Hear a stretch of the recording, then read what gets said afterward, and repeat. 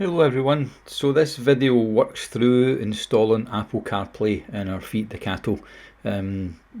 Something we've wanted to do for a long time, and we chose a Pioneer multimedia radio from Dynamic Sounds. So this shows the before, the original Fiat radio, and the upgraded Pioneer radio, so just a before and an after. And this shows everything laid out on the kitchen table just to get a good idea for all the cable harness and all the different kind of modules and connection. So it is quite comprehensive and took a little bit of planning. So the next few images show the Blue and Me module. So I've got like a doubled in this van.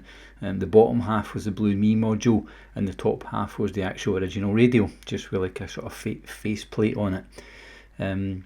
That Blue and Me module controls the steering wheel controls and some other things, so it needs to be kept, and I'm just trying to illustrate the size of it because I need to find somewhere to remount this in the dashboard, because I'll need the full space, the full double space for the new Pioneer multimedia radio unit.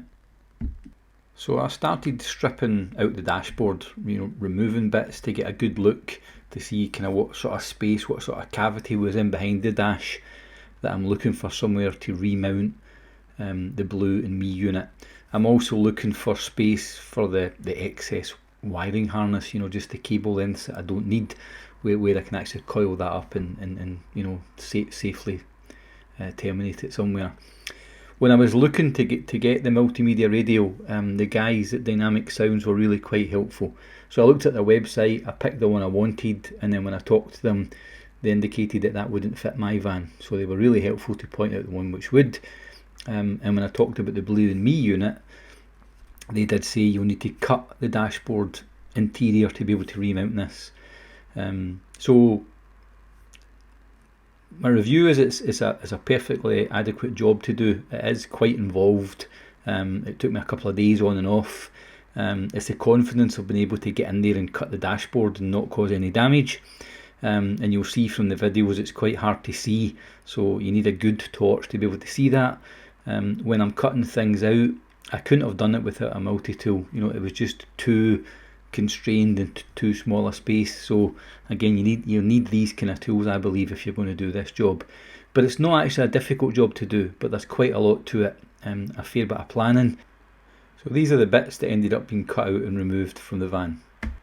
And this is where I mounted the Blue and Me module, the very back, behind the radio unit, out the way, and I checked it was clearance.